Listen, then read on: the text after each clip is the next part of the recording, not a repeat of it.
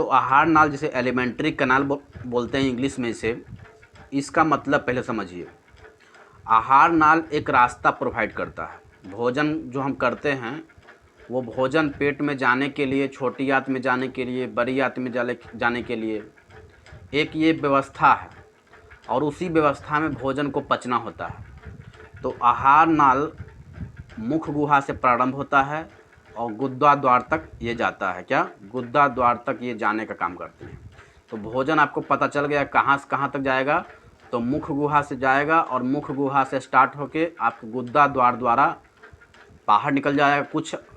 कुछ जो भोजन होते हैं उससे ब्लड बनते हैं, धातु बनते हैं, और कुछ कचरा बच जाता है जो लेटरिन के द्वारा पास कर दी जाती हैं। यही पचकर जो भोजन पचता है और पचने के बाद हम मलमूत्र को त्याग करते हैं। तो पाचन तंत्र के अंतर्गत यदि भोजन आपके पेट में कितना देर ठहरता है, कितना देर में पाचन होता है, इसके लिए एंजाइम की ज़रूरत होना चाहिए, हार्मोन्स की ज़रूरत होना चाहिए, बहुत सा ग्लैंड्स है उनके विषय में जानकारी आपको होना चाहिए। और जब तक उन ग्लैंड्स के बारे में जानकारी नहीं होगा तब तक आपको समझने में थोड़ा सा मुश्किल हो सकता है। तो इस बात को हमेशा ध्यान रखना है कि आहार नाल को समझना है, और उसके बाद हमें संबद्ध पाचक ग्रंथि को समझना है। जब तक आप इन दो चीज़ों को नहीं समझेंगे आपका पाचन तंत्र का समझने में थोड़ा सा मुश्किल का सामना करना पड़ सकता है। तो आहार नाल की, जैसा कि बताया कि मुख गुहा से यह स्टार्ट होता है। मुख गुहा मतलब क्या? गुहा मतलब होता है खाली स्थान। गुहा मतलब क्या होती हैं? खाली स्थान होती हैं जहाँ पर चीज़ वहाँ पर अवेलेबल होता है, भोजन वहाँ पर अवेलेबल होता है। जैसे कोई चीज़ खाना खाते हैं, रोटी हम लोग तोड़ते हैं तो सबसे पहले तोड़ के मुंह में डालते हैं। तो ये क्या है? मुख एक गुहा है। गुहा मतलब खाली स्थान, यानी मुख में क्या है? एक खाली स्थान है जिसे मुख गुहा बोलते हैं। तो ये मुख गुहा में भोजन डालते हैं, और जैसे ही मुख गुहा में भोजन डालते हैं ये सराक आहार नाल के द्वारा ये पेट में चला जाता है। ठीक है, तो बस इतना होता है। ये मुख गुहा से स्टार्ट होता है और गुद्दा द्वार तक जाता है। पाचन के समय भोजन आहार नाल में ही रहता है। जब तक भोजन पचेगा, क्या?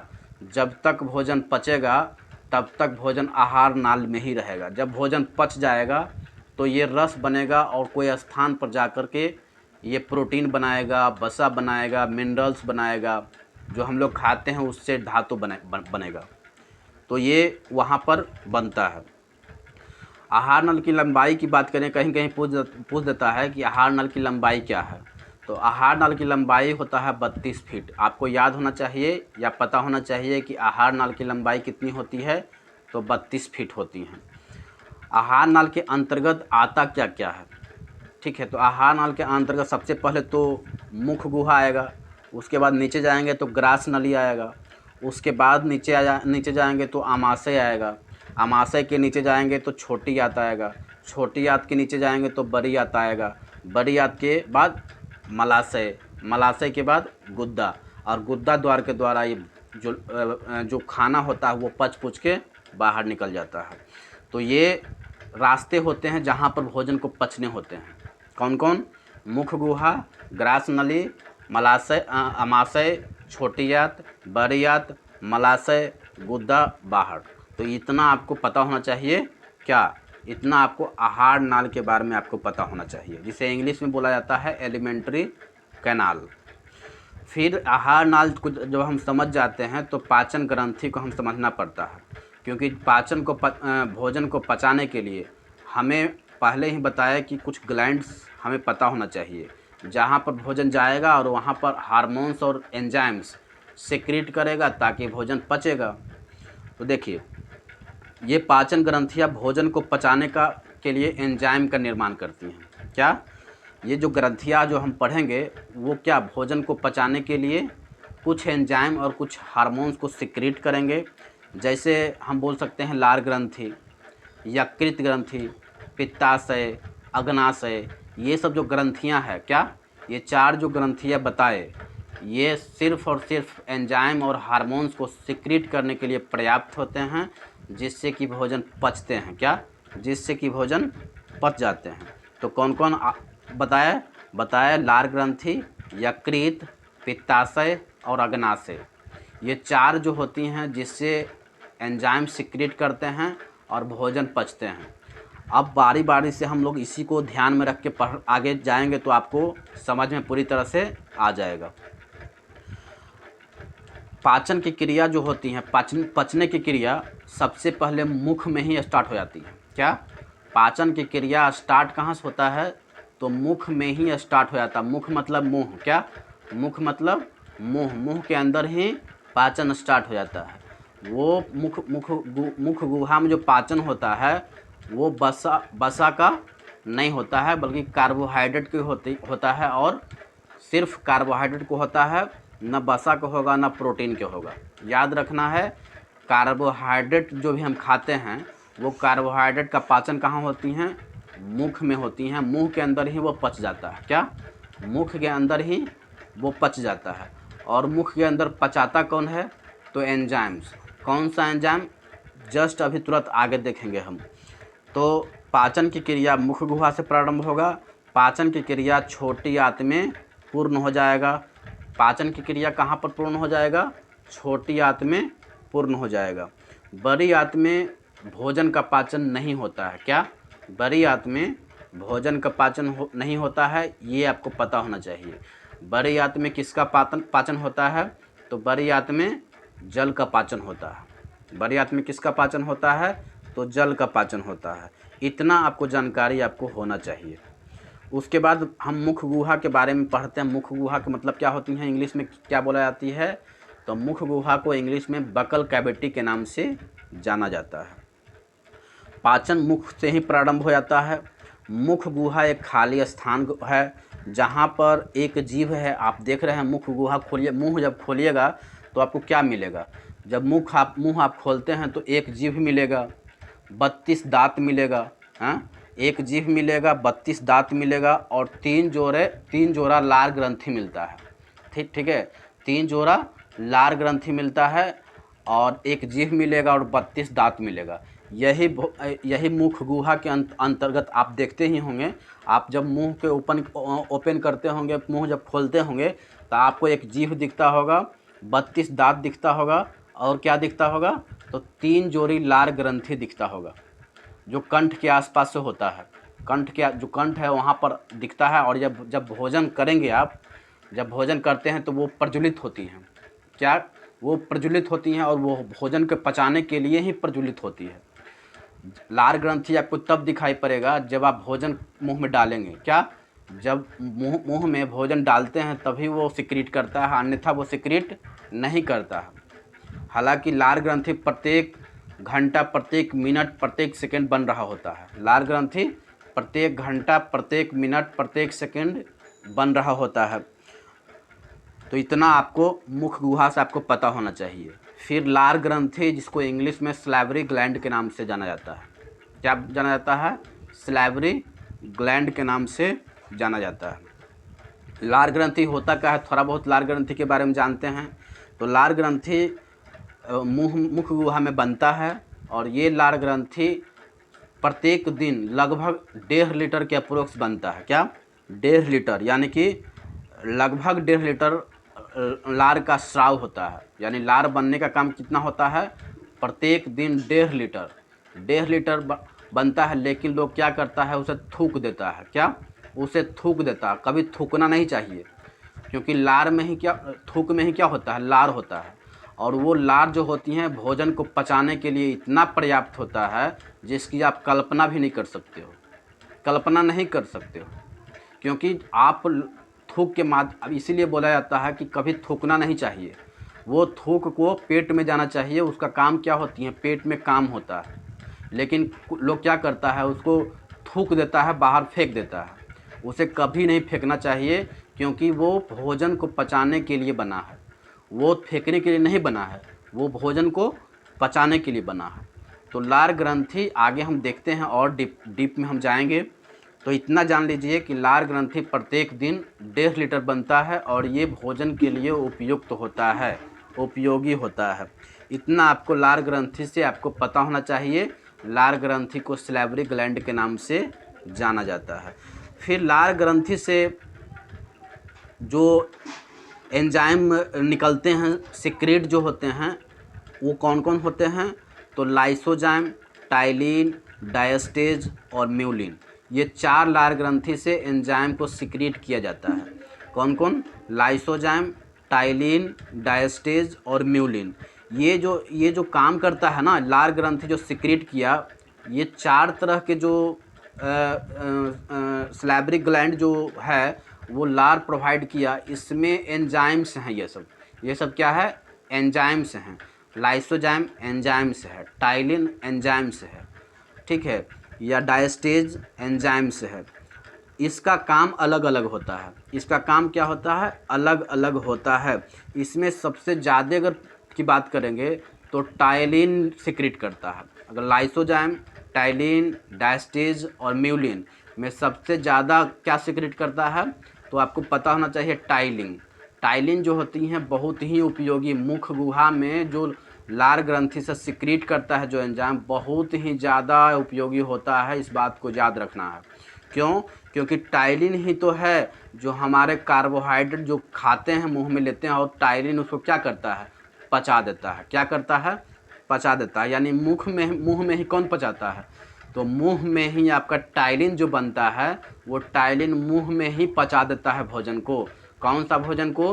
तो जो हम कार्बोहाइड्रेट भोजन खाएंगे, यानी कि जो हम जो रसीला पदार्थ, जैसे मान लिया कि शुगर खाते हैं या फिर कोई फल का फ्रूट खाते हैं, ये सब में क्या है? कार्बोहाइड्रेट होती हैं। और इसका पाचन कहाँ पर हो जाता है कंप्लीट? मुंह में ही पाचन इसका कंप्लीट हो जाता है। तो इतना तो आपको पता ही होना चाहिए। मंड का पाचन कहाँ होती हैं? तो मंड होता है कार्बोहाइड्रेट। क्या होती हैं? कार्बोहाइड्रेट होती हैं। और कार्बोहाइड्रेट का पाचन कहाँ हो जाता है? आपका कार्बोहाइड्रेट का पाचन मुख गुहा के अंदर ही कंप्लीट हो जाता है। तो ये आपको पता होना चाहिए। लाइसोजाइम का काम क्या होता है? तो जो लाइसोजाइम का काम होता है कि जो भोजन के साथ कीटाणु खा गए, क्या भोजन खाए और उसमें कीटाणु चला गया और कीटाणु को भी खा गए, तो ये कीटाणु को मारने का काम कौन करता है? वही लाइसोजाइम एंजाइम जो होती हैं वो कीटाणु को मारने का काम करती हैं। यदि बच्चे को देखते हो कि मुंह में लटाया हुआ रहता है और वो कोई भी चीज़ को खा जाता है, क्या वो कोई भी चीज़ को मुंह में ले लेता है, तो वो मुंह में जाने के बाद वो तो प्रॉब्लम करेगा। तो उससे बचाने के लिए क्या हुआ? उससे बचाने के लिए लाइसोजाइम है। क्या है? लाइसोजाइम है। और लाइसोजाइम के काम क्या होती हैं कि जो खराब पदार्थ जो मुंह में चला गया, उस खराब पदार्थ को मारने का काम कौन करता है? तो लाइसोजाइम करता है। यानी कि आप भोजन के साथ अगर कोई गंदा खाना खा लेते हैं, कोई कीटाणु चला जाता है, तो वो कीटाणु को मारने का काम कौन करता है? वो कीटाणु का मारने का काम लाइसोजाइम एंजाइम करता है। ये आपको जानकारी आपको अवश्य होना चाहिए। तो लाइसोजाइम का काम क्या हुआ? कीटाणु को मारने का काम करती हैं। टाइलिन और डायस्टेज एंजाइम जो मंड को शर्करा में कन्वर्ट कर देता है। जो मंड होता है उसको शर्करा में कन्वर्ट कौन करता है? तो टाइलिन और डायस्टेज। सबसे ज़्यादा किस यहाँ पर एंजाइम जो लार ग्रंथि सिक्रीट करता है एंजाइम को, वो क्या होता है? टाइलिन। आपको ये पता होना चाहिए। म्यूलिन का काम क्या होती हैं? तो म्यूलिन का काम होती हैं कि जो भी भोजन हम खाए हैं, क्या जो भी भोजन वो खाए हैं वो मुंह में जाके लसलसा कर देता है। क्या लसलसा मतलब वो चिकनाहट कर देता है, ताकि आपको आहार नाल में कोई क्षति नहीं पहुंचे। ये मुंह क्या होता है? मुंह के अंदर जो परत होता है वो बहुत ही चिकनाहट होता है। वो जैसे ही अगर आपको म्यूलिन नहीं बनेगा, तो आपका मुंह के अंदर म्यूलिन जब नहीं बनेगा तो वो क्या करेगा? वो दीवार को क्या करेगा? काट देगा। रोटी खाते हो, रोटी क्या होता है? रुखरा होता है। रोटी क्या होता है? रुखरा होता है। जब वो भोजन मुंह में जाएगा तो वो दीवार को काटने का डर रहता है, तो वो काटे नहीं, इसके लिए मुंह में लार ग्रंथि क्या बनाता है? एक म्यूलिन बनाता है एंजाइम। वो म्यूलिन क्या करता है कि भोजन को लसलसा बना देता है, चिपचिपा बना देता है। तो भोजन मुंह में डालते हैं और कुछ चिपचिपा कौन बनाता है? तो आपको याद रखना है, उसको चिपचिपा म्यूलिन बनाता है। ठीक है, म्यूलिन नाम के एंजाइम जो होती हैं वो भोजन मुंह में चिपचिपा बना देती हैं, ताकि वो भोजन अंदर जा सके किसी भी प्रॉब्लम का सामना करते हुए। तो ये म्यूलिन जो है आपको बहुत ही समझ आ गया होगा कि म्यूलिन होता क्या है, हमने समझाने का अथक प्रयास किया है। फिर हम लार ग्रंथि से तीन जोड़े जो होती हैं एंजाइम्स निकलती हैं, जिसे हम पैरोटिड, सबमैंडिबुलर और सबलिंगुअल बोलते हैं। ये एक प्रकार के ग्रंथियाँ होती हैं। क्या होती हैं? ये एक प्रकार के एंजाइम्स नहीं होती हैं, बल्कि ये ग्रंथियाँ होती हैं जो लार ग्रंथि के साइड में रहती हैं और ये लार ग्रंथि के साथ बनता है, जिसे पैरोटिड, सबमैंडिबुलर और सबलिंगुअल, ये तीन को याद रखना है। बहुत ही उपयोगी है, बहुत ही खतरनाक है ये सब पैरोटिड, सबमैंडिबुलर और सबलिंगुअल। पैरोटिड क्या होती हैं? एक जहरीला चीज़ होती हैं। जैसे पैरोटिड सबसे ज़्यादा किस में होती हैं? तो सांप जब डंक मारता है, क्या सांप जब डंक मारता है तो ये पैरोटिड ही सिक्रीट करता है। सांप जब डंक मारता है तो ये पैरोटिड ही तो होता है जहरीला, जो मानव को जब काटता है या कोई भी जंगली चीज़ों जंतुओं को जब काटता है तो ये पैरोटिड ही क्या करता है, उसके दांत के द्वारा सिक्रीट की जाती हैं और ये सिक्रीट पूरे शरीर में फैलता है और उसको ब्लड को क्या कर देता है, ब्लड को गाढ़ा कर देता है, दही के समान कर देता है। ब्लड कैसा बन जाता है? दही के समान हो जाता है और वो व्यक्ति की मौत हो जाता है, क्योंकि ब्लड सर्कुलेशन नहीं हो पाता है। तो पैरोटिड जो ग्लैंड होता है सबसे ज़्यादा कहाँ होता है? तो पैरोटिड ग्लैंड जो होती हैं सबसे ज़्यादा सांप में होता है। आपको पता होना चाहिए, सर्प में सबसे ज़्यादा पैरोटिड ग्लैंड होता है। और सबमैंडिबुलर और सबलिंगुअल भी होती हैं, जो भोजन को पचाने के लिए पर्याप्त होता है। जब पैरोटिड ग्रंथि लार ग्रंथि विषाणु द्वारा संक्रमित हो जाती हैं, जब पैरोटिड ग्रंथि को लार ग्रंथि द्वारा विषाणु जो होते हैं वो संक्रमित कर देते हैं, तो एक बीमारी हो जाता है जिसे हम गलसुआ बोलते हैं। गलसुआ, जिसको इंग्लिश में मम्स बोला जाती है। और ये गलसुआ कैसे पहचानेंगे? तो मुंह फूल जाएगा, मुंह जो है वो फूल जाएगा। वो मुंह जब फूल जाता है तो उसको गलसुआ बोलते हैं। क्या बोलते हैं? मुंह जब फूल जाता है तो उसको बायोलॉजी में गलसुआ बोलते हैं और इंग्लिश में मम्स बोलते हैं। क्या? इंग्लिश में मम्स बोलते हैं और बायोलॉजिकल भाषा में गलसुआ बोलते हैं और बोलचाल की भाषा में मुंह फुल्ला बोलते हैं, जिसको मुंह फूल जाता है। तो मुंह फूल क्यों जाती हैं? क्योंकि लार ग्रंथि में जब विषाणु संक्रमित कर देते हैं, लार ग्रंथि को जब कोई विषाणु गया और वहाँ संक्रमित कर देते हैं, तो उसी से एक बीमारी होता है जिसका नाम होता है मम्स या गलसुआ बोल सकते हैं, या मुँह फुल्ला भी गांव देहात में बोला जाते हैं। मुँह फुल्ला का मतलब क्या हुआ कि मुँह फुला हुआ है तो उसको मुँह फुल्ला बोल दिए। तो मुँह फुल्ला भी बोला जाती हैं या गलसुआ बोला जाती हैं और इंग्लिश में इसको मम्स बोला जाती हैं। तो इस चीज़ की जानकारी भी आपको होना चाहिए। आज मैं इतना कंप्लीट कर दिया। कल हम दांत पढ़ेंगे। क्या?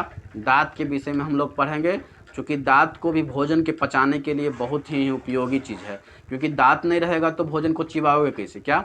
जब दांत ही नहीं रहेगा तो भोजन को चिबाओगे कैसे? और जब टुकड़े टुकड़े में काटोगे नहीं तो भोजन तो पेट में जाके सड़ जाएगा। तो सड़ने से बचने के लिए पहले दांत का काम क्या होती है? उसको चबाओ। क्या? उसको टुकड़े टुकड़े में बांट दो। उसको इतना टुकड़ा कर दो कि भोजन पचाने के लिए ना लीवर को काम करना पड़े, ना आपको छोटी आंत में काम करना पड़े। इतना चबा लो, इतना चुन्नी चुन्नी कर दो उसको, भोजन को एकदम टुकड़ा टुकड़ा में बांट दो, ताकि भोजन मुंह में ही 60% पच जाए और 40% पचेगा पेट में।